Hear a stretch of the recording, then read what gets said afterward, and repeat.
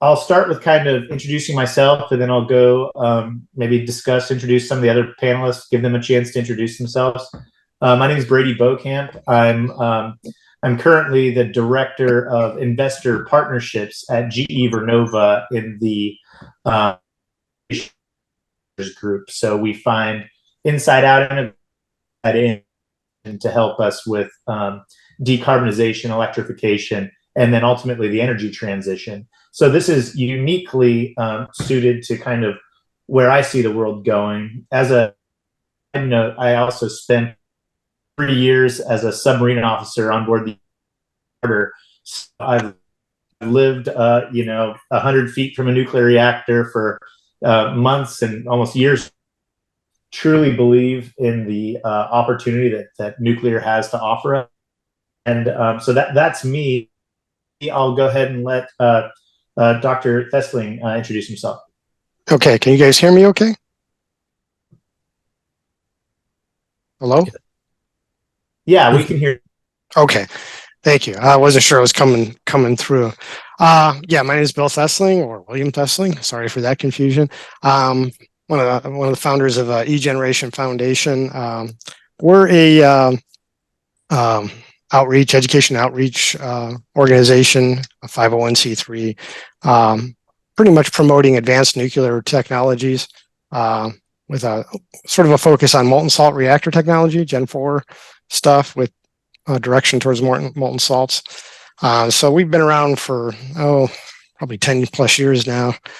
Some of the recent legislation that passed in Ohio, we were instrumental behind a good piece of that. And we can get into that later, but that's our background. My personal background, I have a PhD in electrical engineering and had a couple of technology startups and exits. And so I started eGeneration after my last exit. So that's sort of the... Thanks for joining us, Bill, and I'll just call you Bill throughout. I think it'll be really interesting to get there. And I'm going to introduce Dr. Ed Moses next of Longview Fusion. Go ahead, Ed. Yeah, it's good to meet you. Thank you, Brady. I'm the CEO of Longview Fusion Energy Systems, where our goal is to commercialize fusion energy in the near term in time to make a difference. My background has been in high-tech, large projects. I was responsible for both, for work in both nuclear fission and nuclear fusion. I used high-power lasers to modify the isotopic content of uranium for nuclear fuel, and I've been using very high-energy lasers to create fusion in the laboratory.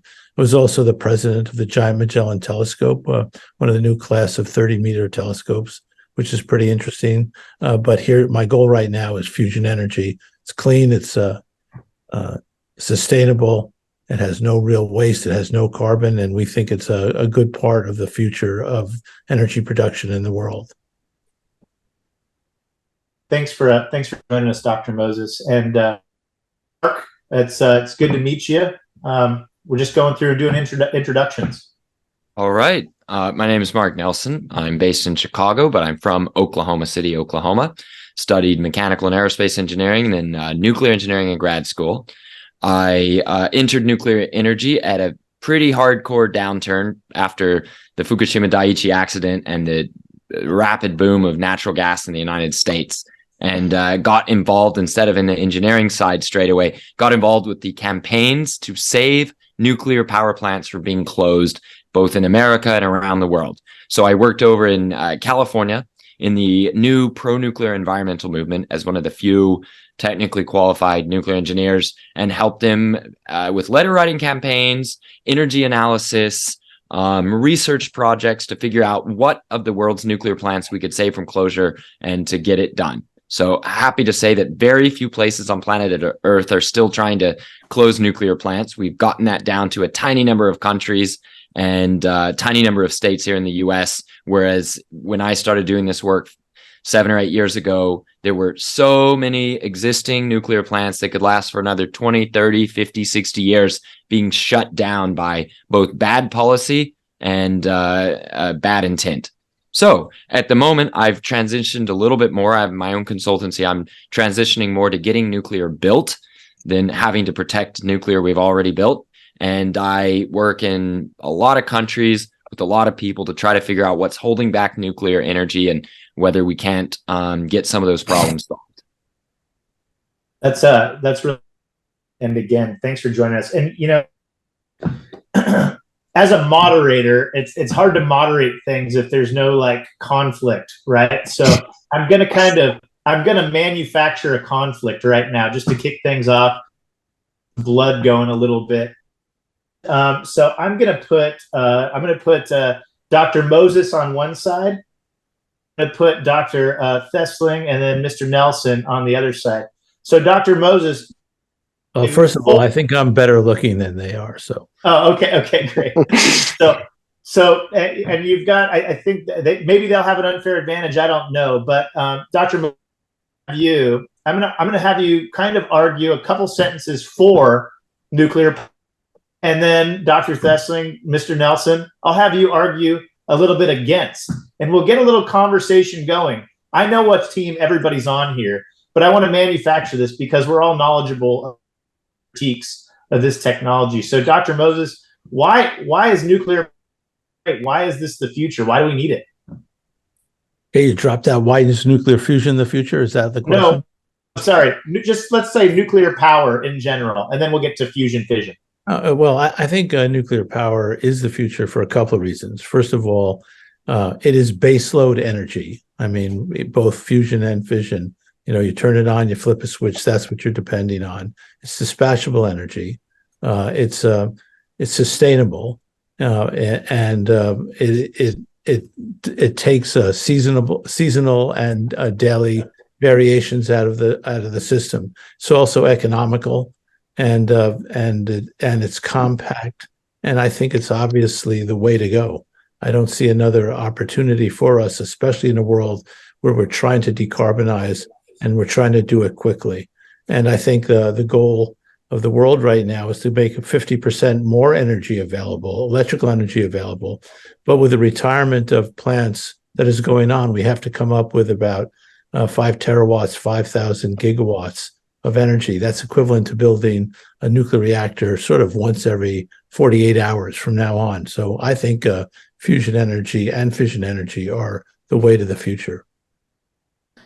Mark, Bill, I want to hear a rebuttal. What's going on here? Sure, I got a rebuttal. I got why fission energy isn't the future. We got a whole generation of energetic young people like me that have never been involved in building nuclear plants because there's been none being built, or the few nuclear plants we have built in the West have gone so badly that it's going to scare away big institutional investors for a generation.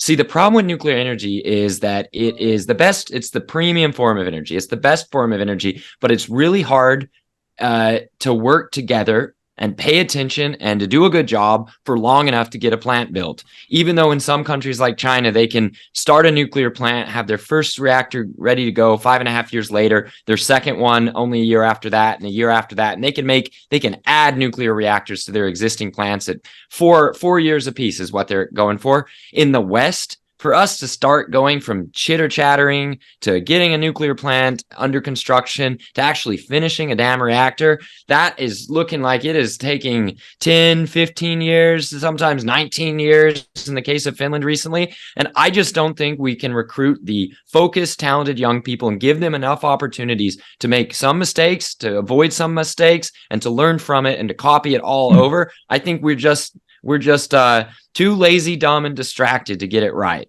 Now, I don't really think that. I like to think that I'm part of the generation that's going to fix that. But that is an actual good, not anti-nuclear argument. That is a real problem in the West where we cannot seem to just get mega engineering projects to get started and then completed it on time.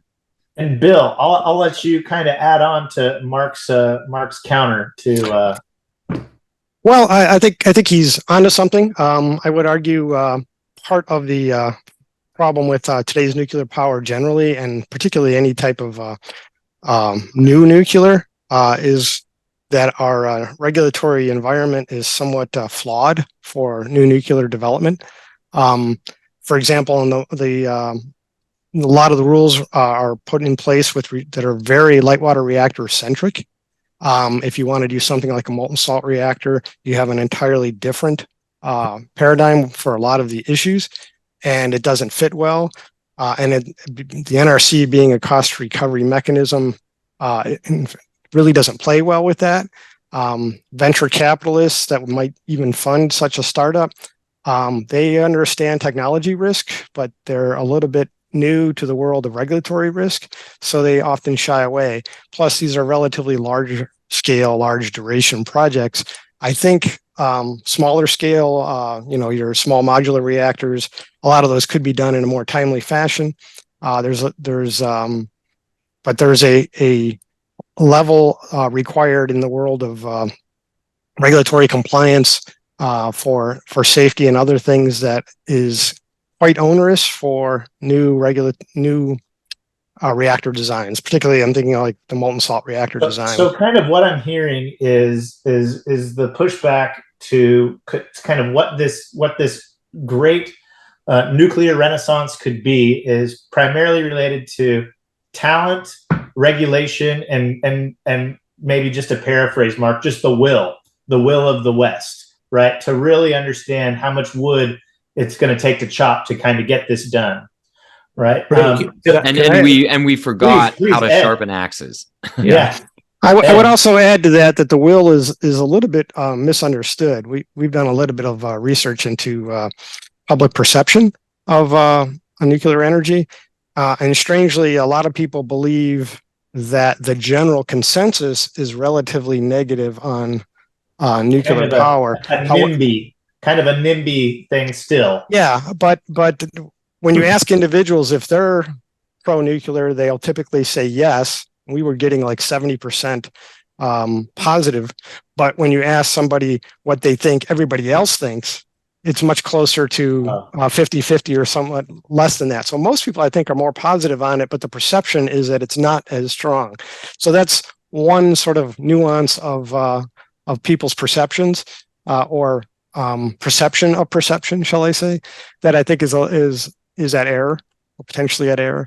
And then when you bring in something like an advanced nuclear design, a molten salt reactor design, which has some engineering advantages over today's light water reactors. Big ones with a molten salt reactor are higher temperatures, not at high pressure. It's at atmospheric pressure, which I think is from an engineering perspective, an enormous benefit, because a lot of the issues around today's light water reactors has to deal with what happens if there's a loss of coolant accident, which all the water that's so you shift external coolant pumps for kind of a natural circulation. Yeah, and then you have backups to those systems if a pipe breaks, for example. You have backups to those systems. You have paper trails for all the testing and making sure those are compliant. Right. And so we achieve a high level of safety with all that, but those come at a cost. And an advanced reactor like a molten salt reactor provides avenues for much greater flexibility at much lower cost to achieve an enormous amount of energy production, as well as other aspects, like it being a molten salt. You can extract radioactive isotopes for medical applications, for example. So it opens up the avenue for a whole different revenue streams, as well as raw energy production. They can be more efficient. They can be placed in places that aren't near large bodies of water, which are required for the. Bill, it sounds like you're a big molten salt reactor advocate. I guess I am, yes. Okay, that's great. Hey, Dr. Moses, I wanted you to kind of have a chance to answer their specific forwards based on the will and kind of the talent available and the large infrastructure projects. You jump into that. I know you're in the process of orchestrating a large infrastructure project. Yeah, so I want to rest their case just to say this: the difference between fusion and fission. Fusion is a different story completely. It doesn't require uranium enrichment, fuel production, a very onerous NRC regulation because of possibility of accidents and proven possibility of accidents. By the way, I'm not anti-fission. I'm just saying the world as they describe it is the world that exists. Vogtle, which just is, a $20 billion project, 20 years long, is the only reactor sort of being built right now. And fusion has the advantage that you're using, deuterium from every glass of water you drink. It's there for us to use as fuel. It's non-extractive. Fusion is hard to make happen. It can't run away. It's natural waste products, quote unquote, are helium that comes off a fusion reaction. There are no issues with runaway. There's no issues that we have. And very importantly, NRC has just ruled that fusion will be uniquely different than fission, right? Regulated differently. Yeah, very different under Part 30, which is based the least onerous way to regulate a nuclear process. I think that my experience with utilities, with NGOs and the like, is that they're very positive and looking to this possibility as a future. The other thing that's happened recently is that fusion energy with gain has been demonstrated at the National Ignition Facility. I was responsible as the program manager for building that, and my team at Longview was the key people there. So, and that was a $3.5 billion project in $2,000, and it is a mega project, and we brought that in on budget, on schedule, and beating all its performance. And because the technologies we're using are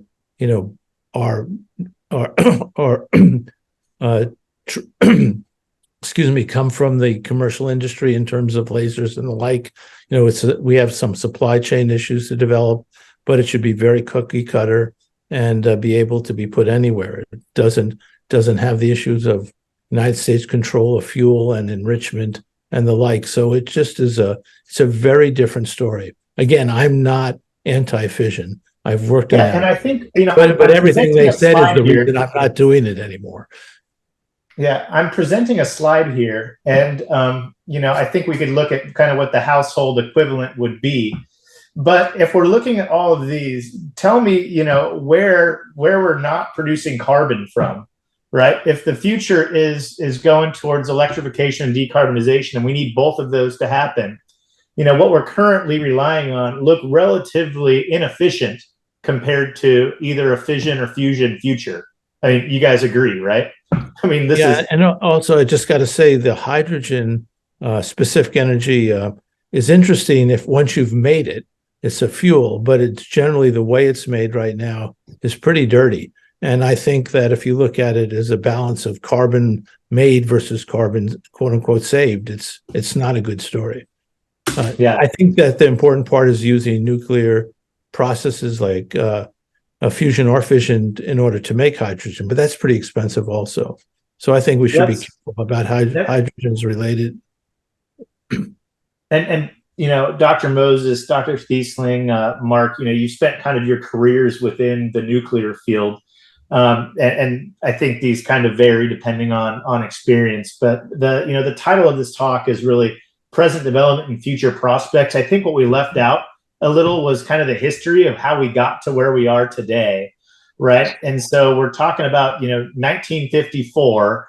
You have, I think it was Obninsk. Is that how I pronounce it? Obninsk. Obninsk. Yeah. Obninsk. Okay, and then we had the Nautilus, right? So we had the USS Nautilus going and sailing around the world, submarine on board on nuclear power, and now Obninsk in the Soviet Union. And so here we are, 65 years plus later. Right. So what happened? Like, can if as kind of maybe students of history, Mark, I'll put this kind of in yours as you have to say, if you're saving them, then you have to understand why they needed to be saved. So maybe you could kind of give us a brief history of these moratoriums. Sure. Okay.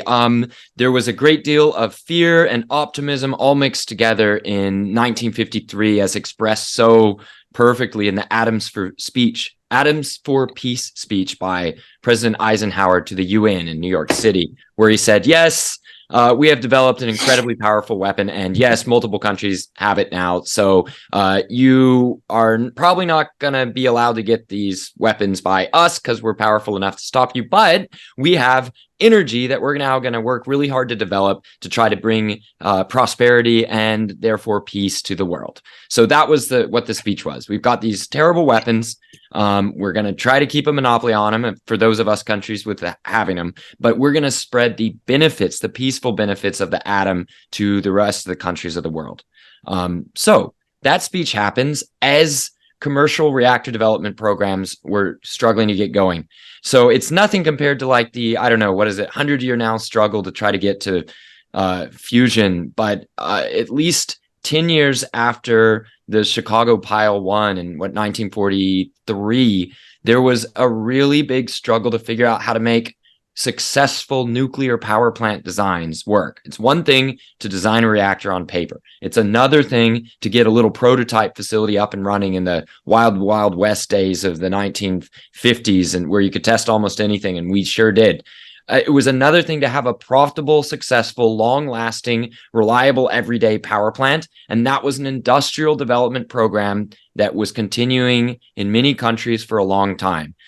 Part of the reason we ended up with the reactor designs we did is very early, successful in-use experience. So some of the reactor designs that people are coming up with now, we did test a little bit before, maybe we didn't get it as fair shot, but in any case, we have reactors that ended up performing extravagantly well in reality as day in, day out, year out, electricity producing facilities. So I'm shortening a bunch of experimental history, and let me get back to what the opposition was. There were people who were scared to death about the nuclear weapons, and they ended up combining brains and viewpoints and political movements with people who were scared about humans hurting the environment. These are not the same things. In fact, there are some people who hated humans and said maybe if we wipe ourselves out with nuclear weapons, the Earth will be pure and undamaged into the future. But the people who said nuclear energy and nuclear weapons are all the same thing and they're the problem, they combined with people who said the military industrial complex and environmentalism and Vietnam War and all that stuff is one big movement. And the way to fight the man was to fight nuclear power plants being built. There were several different avenues. One was to get control over the utilities and utility regulatory groups. Another was to try to break apart the system for building power plants into many different competing factions that none of which might build a nuclear plant. Another was to ban the storage of nuclear waste or to stop doing anything with nuclear waste, be that recycling or storing it in one centralized location for each country. That was another way to not even really scared of nuclear waste. A lot of these activists were not actually scared of nuclear wastes. They were trying to use it as a political and legal tool to shut down the startup of nuclear reactors or the continuing operation of nuclear reactors. This gets us up to where we sort of are in the 60s and 70s. There's a lot of people who were successful in stopping nuclear programs before the first famous nuclear meltdown ever occurred in 1978 in 3 Mile Island. A lot of people now look back and they think, oh, well, now that we care about low carbon energy, if only there hadn't been those meltdowns. No, this is ahistorical. The fight against nuclear power was very intense before the first famous meltdowns. And there's a lot of people who say they care about climate change now that fought nuclear and fought for coal and natural gas electricity, even hearing from scientists about the increasing evidence that there was something wrong with putting all this carbon dioxide in the atmosphere. In fact, when you had political leaders like Margaret Thatcher in 1988 give a speech to the world community saying, we need nuclear energy to stop the effects of burning coal.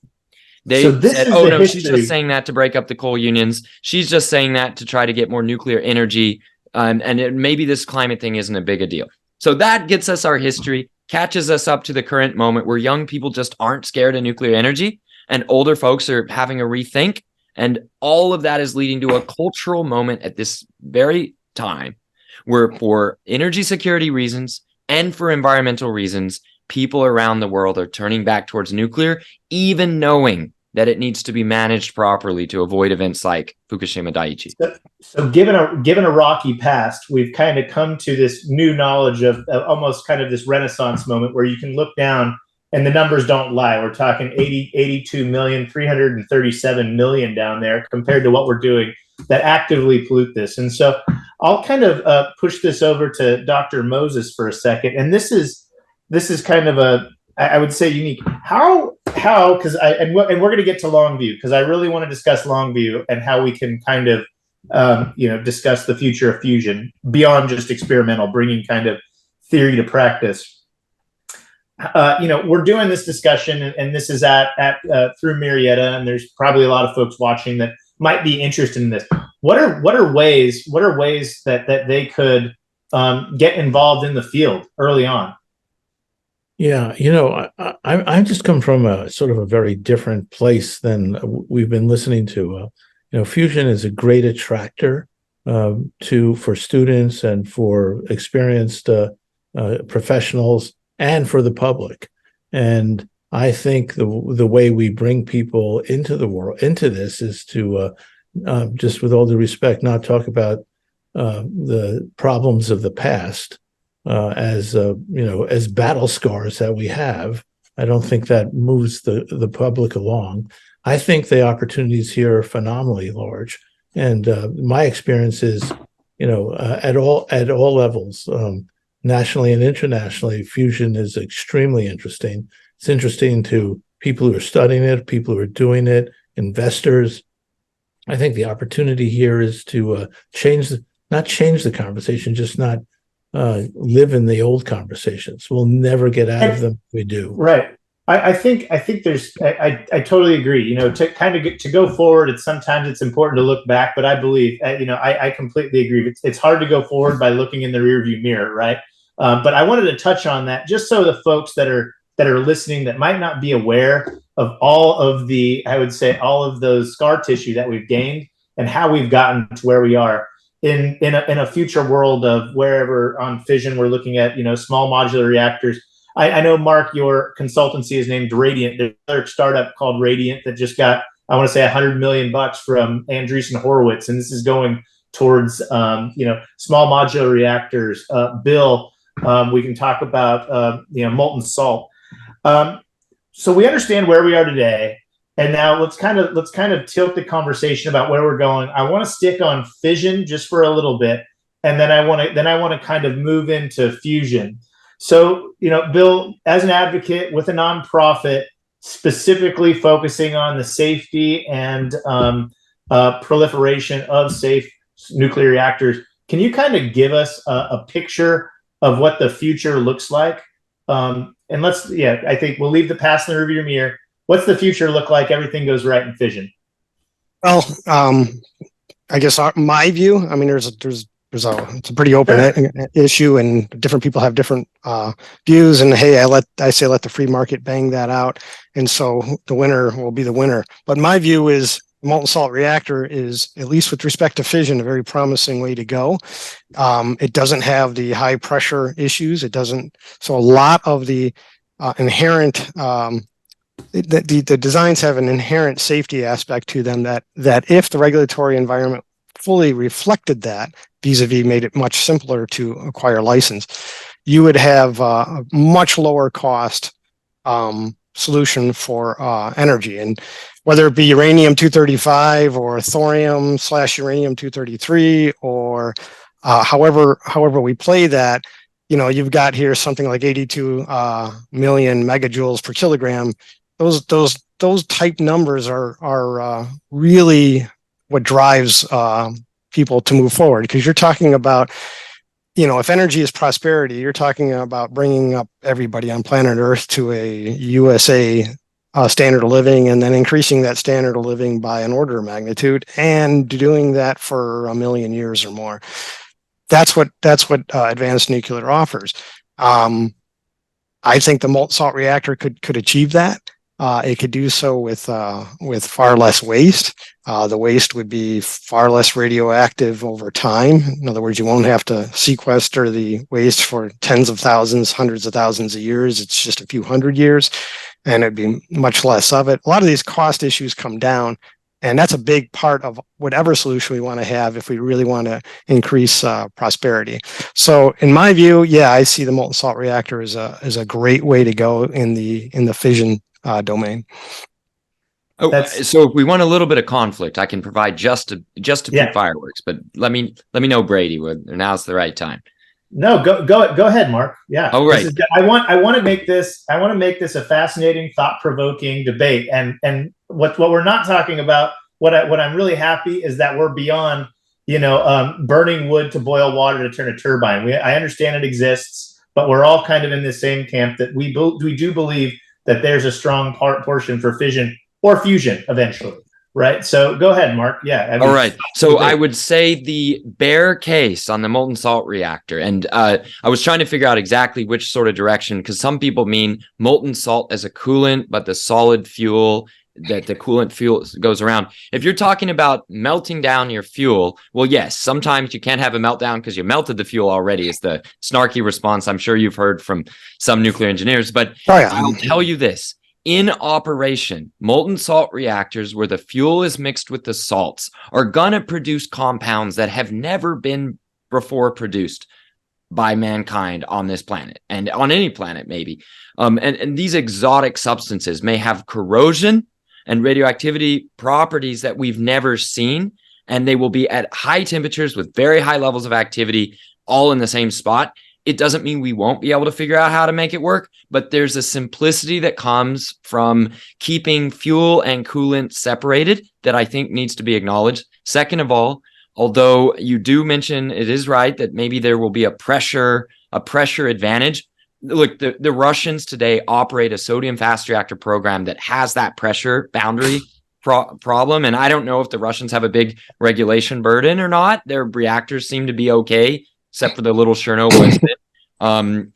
So the Russians have these sodium fast reactors that have a lot of the advantages that you've mentioned without the disadvantage of melting the fuel down into the coolant. And the reason they don't spread them faster is because in the Russian calculus, I've heard from their engineers that it's about 20% more expensive per kilowatt hour. And they're able to build those reactors, and they build the traditional ones. And when they compare, the new ones are just a little expensive. Now, the engineers have enough pull to keep working on that program. So they might even build another one of these sodium fast reactors with the easy pressure boundary issue and the lack of some of the trouble we get into with the light water reactors. But they're having trouble getting more resources since the reactors work really well.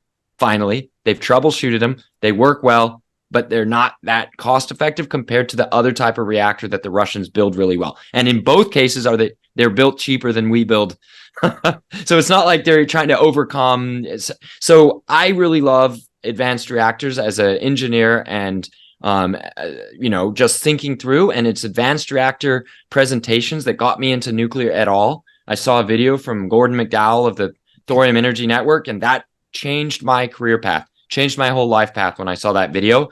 However, I think that a lot of the extreme advantages we're looking for from nuclear do also come from traditional nuclear. And if we expand the pie for all nuclear energy and get better at building traditional, we are going to try every cool and interesting idea there is on the advanced if we expand all of nuclear. So I know Brady's company is working on. No, that's a really good point. And we can't kind of talk about this unless we have the referees involved. And so this question's out to everybody. And I know Dr. Moses already kind of touched on it.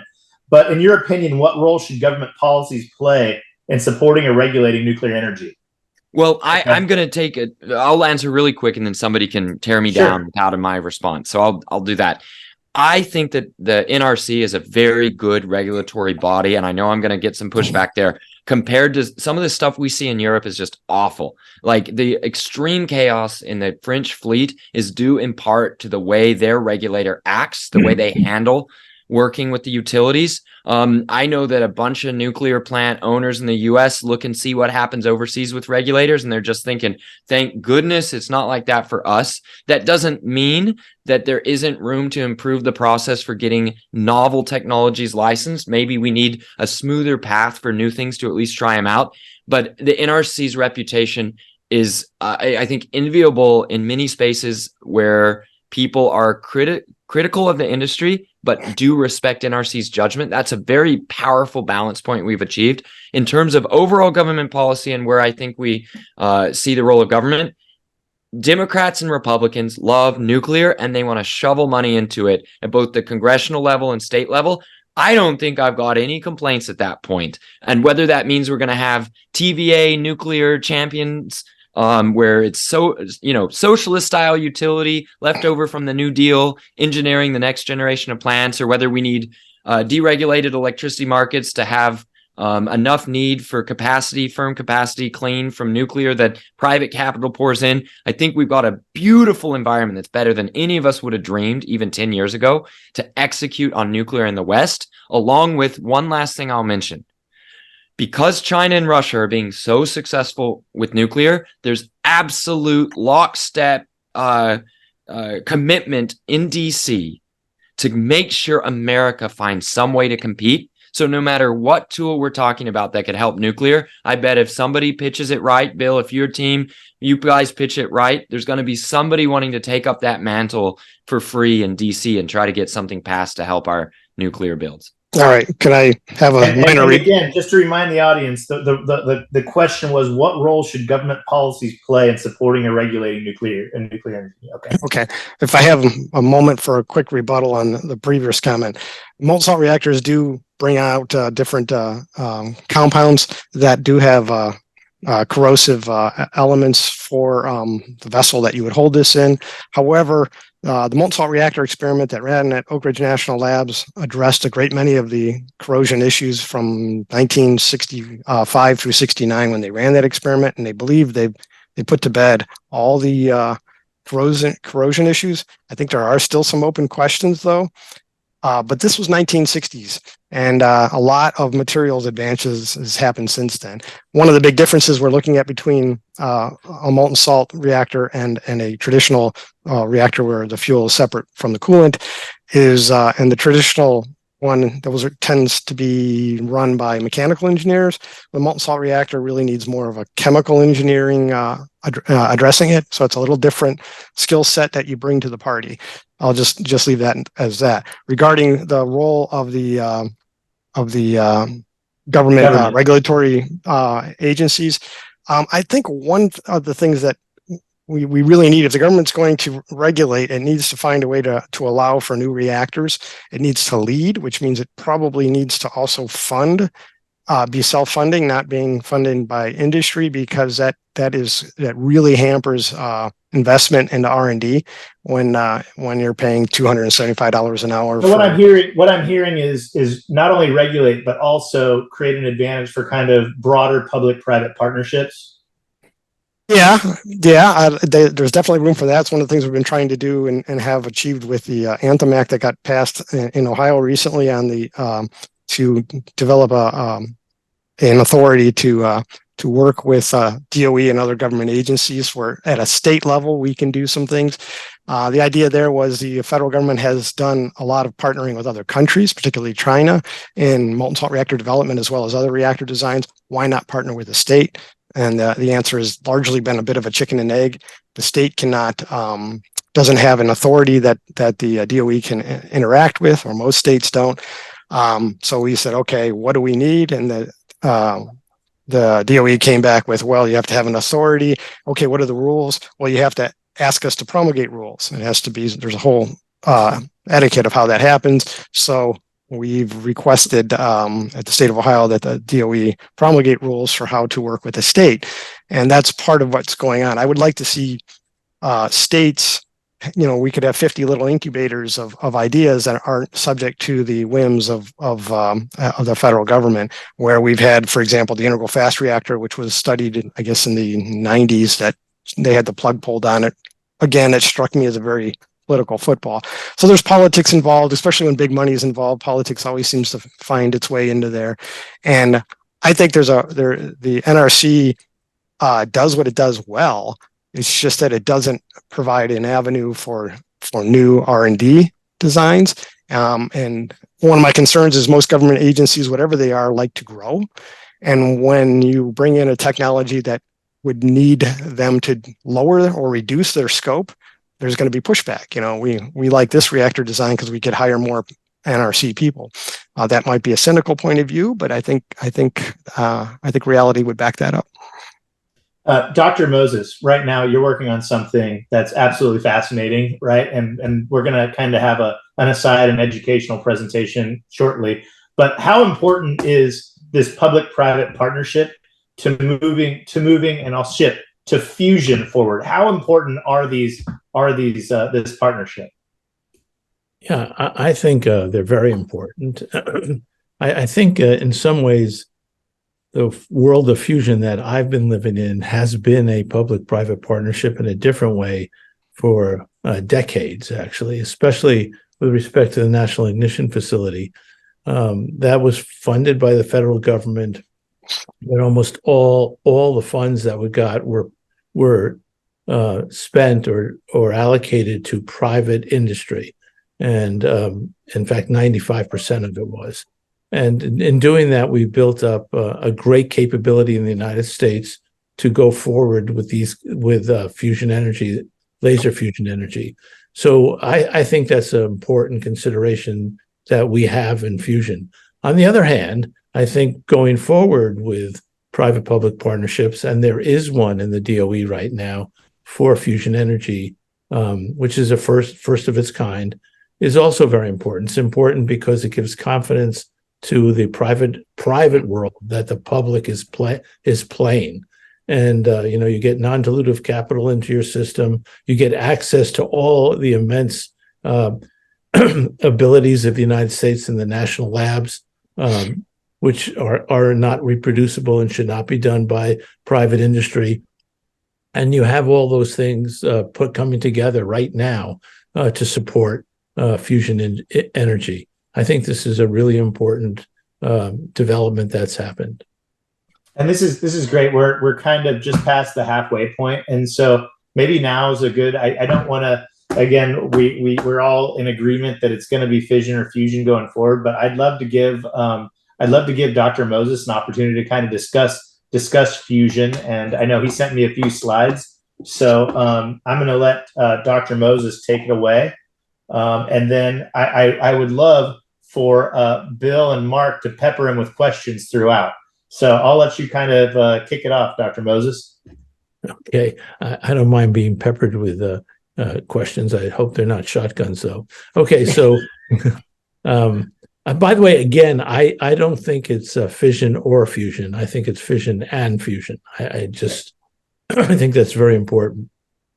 So the name of my company is Longview Fusion Energy Systems. Our goal is commercializing fusion energy in time to make a difference. And I'm the CEO of the company. And if we go down, so one of the things is fusion has long been heralded as the solution to the world's energy needs. One of the jokes about fusion is it's always 30 years in the future, whatever year you ask. But I think there's been a major change going on right now in terms of proof that I'll be showing you that fusion works and technology that's available. The reason it's considered a solution to the world's energy needs, it's very compact land use. This power plant, which is a 1,000 megawatt power plant, is about 300 feet in diameter. It's sustainable. The fuel comes from water. There's no CO2 or toxic emissions, and it's safe. It can't run away or do anything like that. And the applications are great. Most people think of baseload dispatchable electricity as the application, but we want our process pretty warm. And it's very good for clean energy commodities, as we were talking about. If you could make hydrogen with a low carbon process or syn fuels, these were things that would be very important. Also, agriculture. Ammonia is a huge carbon emitter in the process of building it, and water desalination. So this is why it's good. Question is, what is fusion? It's a little different than fission. What we take is isotopes of hydrogen. They're the lightest element, the upper left of the periodic table. We put them together at very high speeds so that they overcome the repulsion of like charged particles, protons. And what you get out of it when it fuses is helium and neutron energy, and you get some other energy too in X-rays and gammas. That comes out. That is the byproduct. Thanks to Albert, this is really an energetic process. You get about 12 million times more energy than hydrocarbons. And 1 gram of fusion fuel, which is sort of about a raisin, is equivalent to 12 tons of coal. It displaces 25 tons of carbon dioxide, and it would power your home for about 10 years, actually a little longer. So that's how fusion works. One of the things it's around us all the time. Our sun is a fusion engine. It's turning mass into energy for billions of years. And the question we've always had is, could we build a miniature sun on Earth? If you could sort of bring that physics process down to Earth and use it directly instead of things like solar energy. And when we mean miniature, we mean miniature. So on the left is the size of a fuel capsule, and it fits in that little oven in the middle. These are full scale, and you put lasers in as is shown as this diagram. And this kind of fuel is good if you run it at around 600 pulses per minute for 1,000 megawatt electric plant. You can see it's a very small amount of fuel. Inside that fuel is the hydrogen from water, and that's what we have to do. Now, one of the things that's important that's changed, and people have talked about this, can you prove it works? Well, on December 5th at the National Ignition Facility, at the NIF, which is in Livermore, California, this was the first time on Earth in a laboratory environment that more energy was put out than put in. I want to just qualify that. That's more fusion energy out than laser energy in. It was not break even going back to the power plant, but that was not the intent at any time. And the Secretary of Energy puts, and she said it, and I agree with this, this is one of the most impressive scientific feats of the 21st century. People have been working on this for a long time, since the early 60s, and now here we are. So just to finish up, this is the National Ignition Facility, and this is where it all happened. And if you go down to the next stage, we want to commercialize that. So that's our goal. And fusion is ready to meet all of its potential. I've been working on this since the late 90s. And sort of this power plant design that we have has been vetted by 8 of the major utilities in the United States. And it actually, they help shape the way it works. It's not in the way it looks. And it's built to be, it's very cookie cutter. It has, everything is plug and play. It's highly available and maintainable. And it's a very compact and easily used system. So we believe that we have an idea of how to do this, and we're in the process of doing it. If you go back one chart, the NIF is that, the NIF chart, that is that, what was a $3.5 billion facility. I love those beautiful clouds. But the most important thing is we did bring it in on budget, on schedule, and meeting its requirements. And it's now been running for about 12 years, and it works better than ever. It's increasing its capability all the time, and it's proof of how fusion will work. That is why I'm working on fusion. I think it has great potential. And it's a different approach with respect to just its overall ambiance with the public, with nuclear waste and the like. So this is where we are. So that's my story on fusion. Thanks for sharing. And I guess I have kind of a follow-up question. Are we still 30 years away from commercializing it, right? That's how you kicked it off.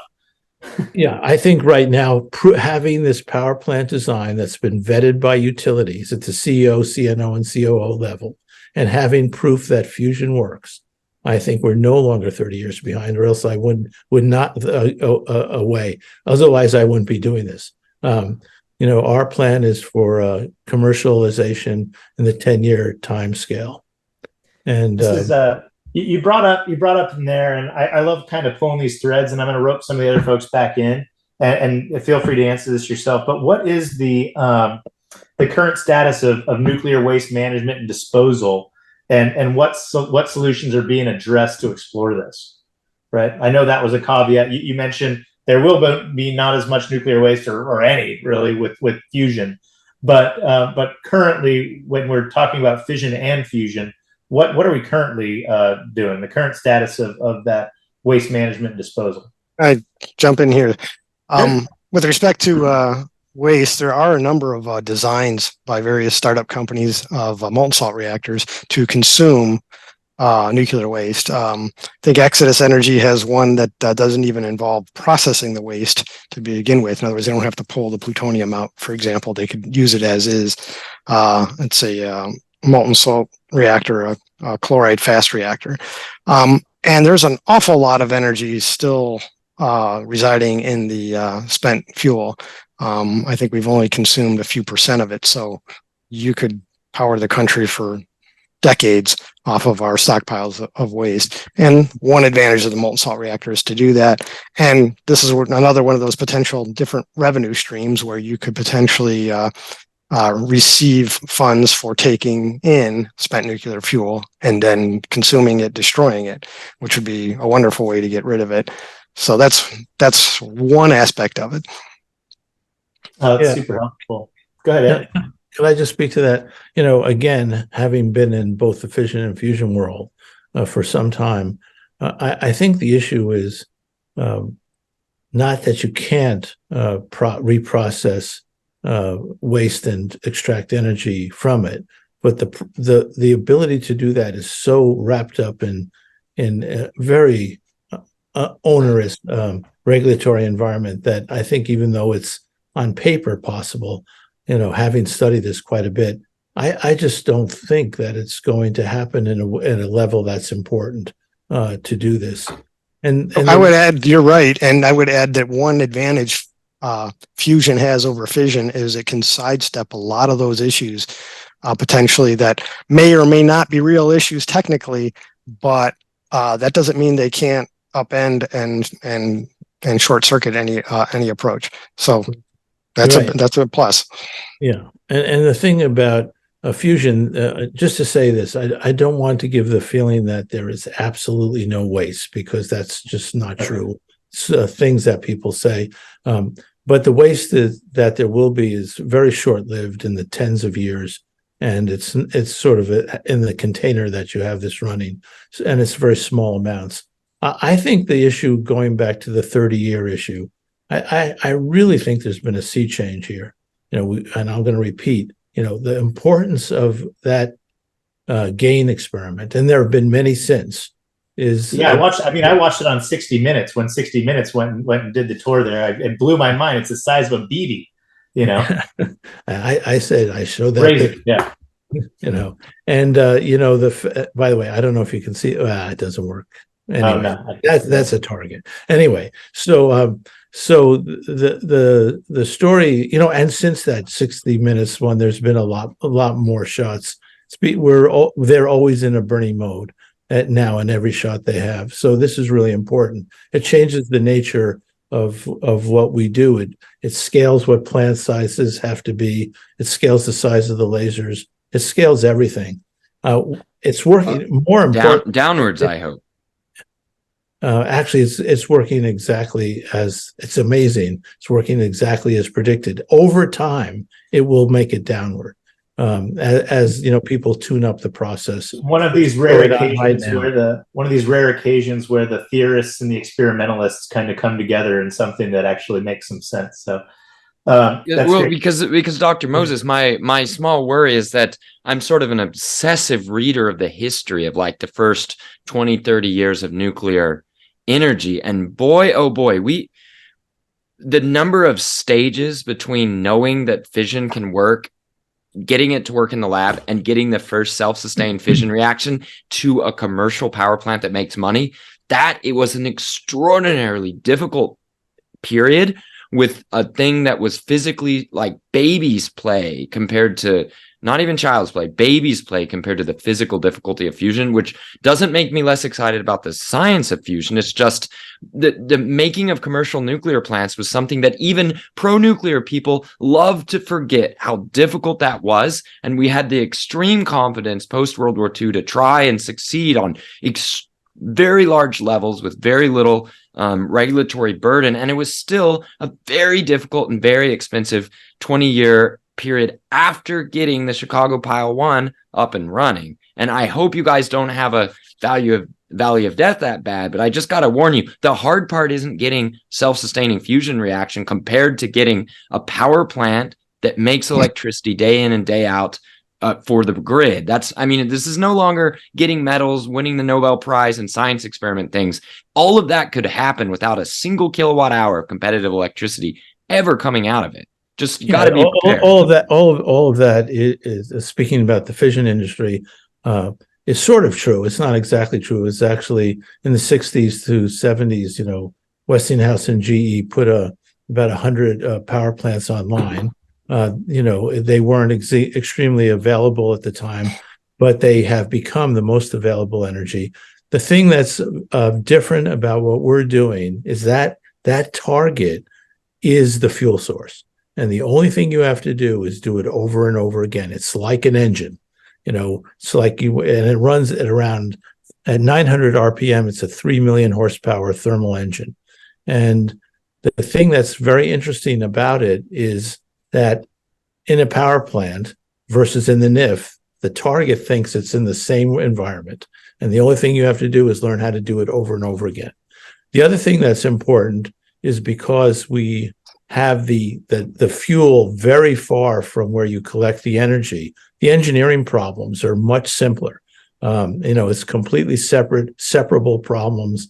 And these make the whole idea of commercialization, I think, fairly straightforward. I've built 3 multi-billion-dollar projects. I'm not naive about the opportunities for trouble as you go.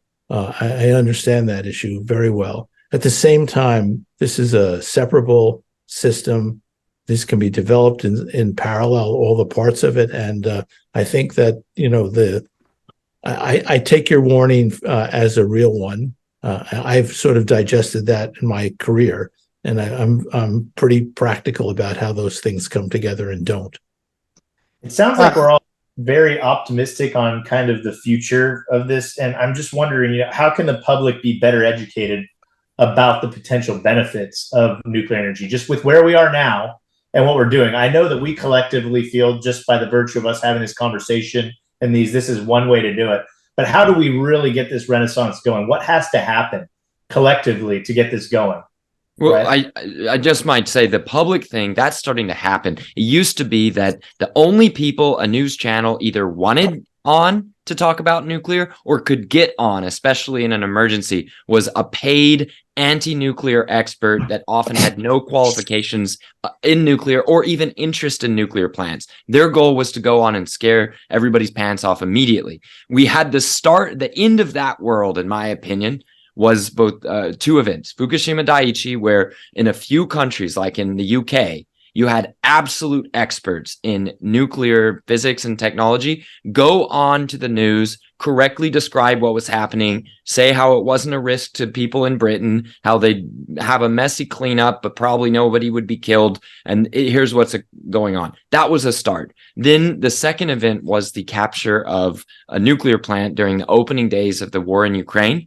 Where Zaporizhzhia nuclear plant was captured by Russian forces. I was one of the people who was just on Twitter. You could see my LinkedIn that said has a degree in nuclear energy. Otherwise, I'm just a dude with a little consultancy on Twitter. And I was pulled on to global news channels repeatedly, live news from my webcam, from my laptop, to just explain calmly what we were seeing in these videos, how these nuclear plants are designed, and whether or not you should abort your baby if you live thousands of miles away in Sweden. Like, no, you should not. No, you're probably fine. Iodine pills, if it makes you feel better to get some, you can, but it's not going to be the problem that we're going to face. And our heart goes out to the people working at these facilities and in the town nearby, blah, blah, blah. So point being, Brady, is that the public is already starting to hear reality on nuclear energy because the young producers of the news shows like nuclear energy, and they're wanting people who know what they're talking about instead of paid professional trolls. That's the start. That does not alone build us power plants, but I'll stop my answer there. That's great. No, thanks for sharing that, Mark. Ed, Bill, can you add? How do we get the public engaged? Go ahead, Ed. I just want to say, and one of the problems that the nuclear world has, and it's sort of in this meeting a little bit, is arguing about details that no one but they know about. And I think that raising the level of the conversation from the industry is really important. When there is a fusion industry association for that's in Washington now. It has about 25 companies in it. And one of our basic tenets is that we're in it together. And how we deal with Congress and how we deal with the public is honest and straightforward. But we really tried, even though there's many approaches to fusion going on within that group, we really try to present a common denominator point of view to the public. Transparency. Yeah, it's transparent and common denominator. We don't look for differences. We look for similarities, which there are many. But internally, we're very, very careful not to misrepresent what's going on, because as everyone knows, when you do, it will come back to bite you. And so I think there's great opportunity, nationally and internationally, to make these stories a lot more digestible to the public, to regulators, and to industry partners, which are very important to us. And you just mentioned kind of like the international exposure, and we could talk about regulatory issues here in the United States, or the reason that this hasn't taken off as much as it's taking off maybe abroad. But what is the stance on nuclear energy in other parts of the world, and how does it vary kind of region to region? And maybe I'll push this one over to Mark. It sounds like you've been kind of on an international perspective, but I want to kind of look, I know we're all very US centric, but this is going on at scale overseas in a big way. And I'd love to just educate the audience that this isn't, we're not speaking on kind of papers. This is actually happening. So Mark, could you? Yeah. So first of all, there are leading energy thinking hotspots in continents like Africa, where, say, I've met with folks from Nigeria. I've met with folks in Ghana, and in Rwanda. Rwanda actually has a leading high-tech biotech industry and leadership that absolutely wants nuclear energy as soon as it can get it. South Africa has had very bad political struggles over the future of their nuclear program, but they have a fantastic 2-unit plant operating really well already. And Egypt is getting a mega plant constructed by the Russians just west of Alexandria on the Mediterranean coast. So that's a continent where, in terms of population, just population pyramids alone, a lot of the future is going to come out of what Africa does or wants in the next couple decades. And the fact that leading countries are very interested in nuclear, are asking the IAEA to help them get started with the human infrastructure so that they can be intelligent customers of America or of China or of Russia or of anybody else who's offering a good product and financing that they can afford. That is going to be happening. Other big areas I'm looking at is oil-rich countries, especially in the Middle East, who have seen what the UAE has accomplished with their nuclear industry and knows that to be competitive in an energy future, it's not about your oil and gas or even your electricity. It's about green molecules. Can you integrate large amounts of nuclear electricity and your own domestic oil and gas to make the chemicals and fuels that the world requires for modernity out of whatever customers want in terms of cleanliness? Do they want more nuclear electricity to reduce the carbon footprint? Do they want wholly synthetic hydrocarbons made out of capturing carbon or taking CO2 out of the seawater and fabricating fuels backwards using the energy from splitting atoms? All of this is going to happen, and they're going to have the capital to deploy on their nuclear infrastructure because they're currently the world's providers of oil and gas that they produce for themselves at low cost. So that's one of the big trends I'm looking at, the oil plus nuclear nexus, especially with higher temperatures, as mentioned quite well by Bill. That higher temperature reactor thing is going to happen because you're going to be able to combine it with the hydrocarbon and chemical industries of Houston or of the Gulf Coast states or of the Arabian Gulf states, like Persian Gulf. That's all going to happen. We're seeing this start already. Another thing that we're going to see is countries that have had traditional anti-nuclear attitudes, either ones that never had nuclear energy like Australia, but are rich and have a lot of resources, or countries that had nuclear and then got rid of it, like Italy or Germany. They're going to turn back to nuclear hard. We're already seeing this today in Italy, and we're going to see it. The polling for nuclear is something above 60% desire to continue using nuclear in Germany. And Germany is one of the most anti-nuclear countries on earth. Rich countries are It turning brings up back an towards interesting nuclear. point based on the geopolitical kind of goings on right now, and having energy security being linked to a country's national security. To that end, I'll kind of open this up. Ed, Bill, Mark, can you guys comment on energy security and national security, like kind of combining these two things? Ed, you want to go? Yeah. So where I come from, as a matter of my professional life, is energy security and national strategic security are one and the same. If you look at our armed forces, the Navy, as you know, one of its major jobs is to keep shipping lanes open, and to keep shipping lanes open for first order for energy. And this is sort of a huge issue. If we were able to become energy independent in a different way than we talk about, with nuclear type energies, with fusion, you don't need fuel from anywhere else. Longview is designed its power plants so that every country could have its own fuel source intrinsically. It doesn't need much water to make it happen. And I think these are really important issues, because the more energy security there is for more countries, the more stable this environment will become. People like Putin and the like will not be able to swing their swords so far that as they can now. I think this issue of energy security, national security, international peace and welfare is an understated point of view. I think that fusion energy can play a major role in that. That's how we think about it. We also think about fusion as it's a non-proliferant technology. Right now the United States controls fuel and that it sells with nuclear reactors abroad, and that's why the Russians and Koreans and Chinese are sort of pushing us around on nuclear energy in the international environment. I think this is another opportunity that we have. I do think that the world is sort of ready for nuclear fission energy, and it's different than it has been. But the rate that plants are being built is not sufficient to change the tipping point of where we are in carbon. I hope it will change faster, and other countries bring us along, because we need that.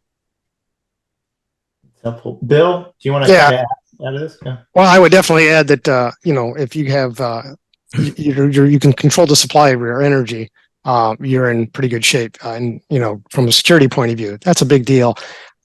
Almost any nuclear solution really kind of has that option available. I know for today's nuclear, we get a lot of our enriched uranium from Russia, but that's more from policy errors. The actual enrichment can be done in this country. We're now firing up a Piketon facility for enrichment here. We can mine it here.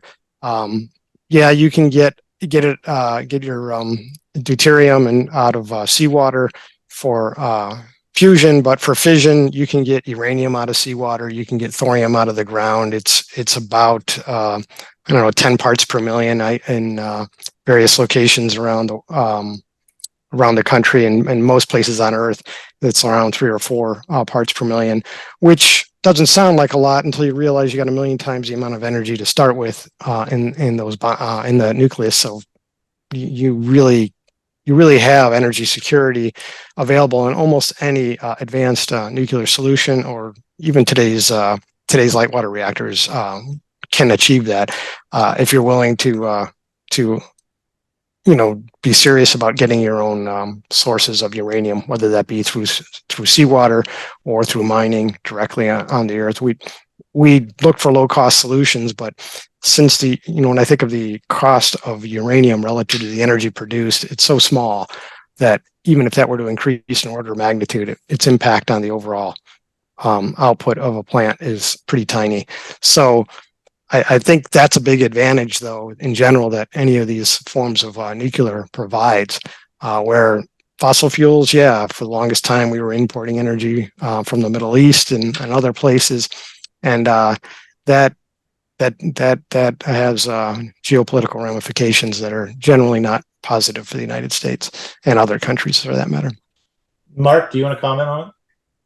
Yeah, I think it's been well said, and we're coming back around from arguments to agreements. I There were not a lot of voices, certainly not as many as there should have been, that were properly warning Germany what awful risk they were putting all of Europe in by shutting off all their domestic sources, starting with the cheapest and best, nuclear, and then they're planning to shut off all the coal too. And their entire energy plan was to switch to massive Russian pipelines, and that's it.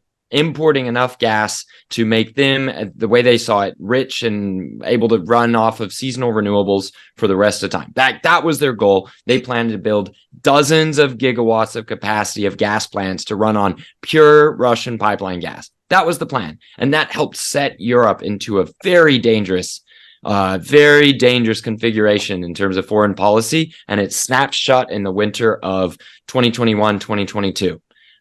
Absolutely inexcusable. And nuclear development could have helped avoid almost this entire problem. Now, will it help avoid it in the future? I think so. I think that France was trying to go it along with Germany. France had a law that said it had to destroy like half of its nuclear fleet within 3 years. That law was still on the books until early this year. No joke. They were trying to do as much damage to even more energy in their own reactors than compared to what Germany did to itself. That is thankfully starting to reverse. They've got years of damage to undo. But when France and other European countries that are turning back towards nuclear get their reactors up and running, fueled with Western fuel supplies, then I think we're going to see no arguments anymore about whether nuclear is the cornerstone technology of energy security. It's just going to be assumed. Anyone studying energy security is just going to start with having to learn about nuclear. Can I just say one thing about this, Brady? One of the things that I think is really important to share is that, nuclear is not going to be the only source of energy. Absolutely. Right. You got to move electrons in a lot of different ways. Yeah, that's right. Electrons, there's renewable sources that hopefully will be growing. And there's, cleaner methods of hopefully of burning gas than they're being used right now. But the story is so large, as I said, 5 terawatts, 5,000 gigawatts of new production that has to be done in the next 25 years is a multi-trillion-dollar market. And there's opportunities for all of these sources of energy to play in that. In fact, if they don't, that means we really have a problem. Yeah, I mean, it's existential, right? We're coming up and we've got 8 minutes left and we've covered a ton. And I know we could just keep on going around in circle. We've had a manufactured conflict for and against. We've discussed the regulatory capacity. We've talked fission and fusion. We had a brief meltdown there in the middle, and we kind of brought it back to an agreement that we can kind of understand where national security, energy security kind of align. Here we are. We've got, let's say average age 18, 22, 20 years old, kind of listening to this conversation right now. If you have the opportunity, and this is your opportunity, a couple minutes apiece, and I'll just go left to right as I'm looking on the screen. So we'll go Ed, sorry, you're getting cold called first, then Bill, then Mark. What's a message? What's the takeaway that you would want somebody that's in their 20s listening to this panel? What's the takeaway there? Yeah, it's sort of simple for me. The future is yours. I mean, and you have to literally grab it real hard and ride hard on this. We're in a situation with growing population, growing energy needs, growing strategic security issues with respect to energy. There are opportunities here in fission and fusion that we need as a species, and you guys are the ones who are going to be taking this on to really get into and make this all happen.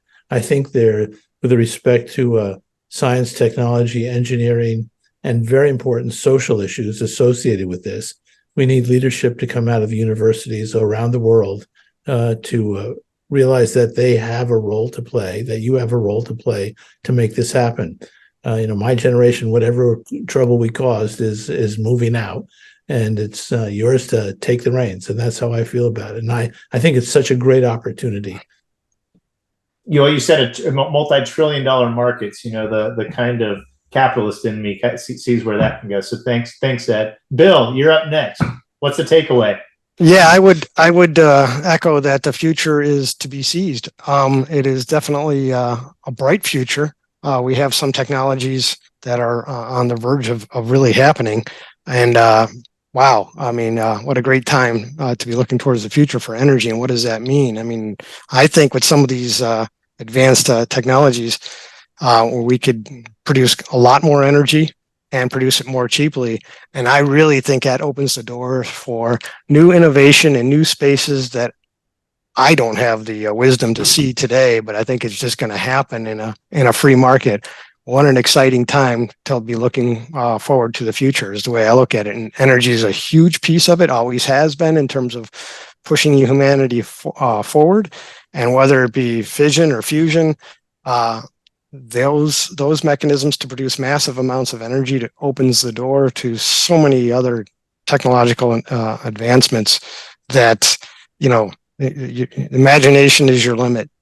So, wow, a great time to be young and to really kind of seize some of this technology, whether it be molten salt reactors or fusion or other forms of fission. Is some really cool technology that needs to be worked on, and we need some policy changes to shepherd this along. But I see a lot of positive. I will say just real quick, I'm going to jump in and kind of give my pitch between Bill and Mark for kind of this. We've been free of incident in the U.S. Navy running nuclear power plants, training people to run them since 1954. And, if you're interested in a quick trip to run a reactor, the Navy's not something that you should discount. It's, a quick year and a half in power school, and then prototype, and then you're flipping switches and driving submarines. So that's my take on it. But jump in there, Mark. What's your takeaway? Sure. So that, of course, works if you're an American citizen or can join one of the few nuclear naval programs. But for everybody else, I'll say this goes for everybody. It's hard to know how to do good for the world and have it last for a long time. But if you're a young man or woman listening to this, know this: nuclear plants are lasting so long that if you help maintain, or better yet, you help build a new nuclear plant, you're going to be able to take your grandchildren in a livable, healthy, wealthy world to see that power plant near the end of your life, and going to be able to help advise them on how to get a job running it. That is a way that you can leave a positive legacy for your family and for the planet. There's almost nothing else we do that is so certain to be positive over that period of time. Go help us build nuclear plants. Go help ask for and develop them. And then you will be planting trees under whose shade you're going to get to enjoy, and the generations after you. That's really helpful. I know we've got a couple minutes left. So I think there's one question that I've seen. It says, how do we bridge the gap between now and this is different. How do we bridge the gap between now and 10 to 15 years when nuclear is ready? I'm going to skip that one. Well, Brady, I think we can answer that at the same time as the previous question in 1 minute. Okay. Yeah. And that's this.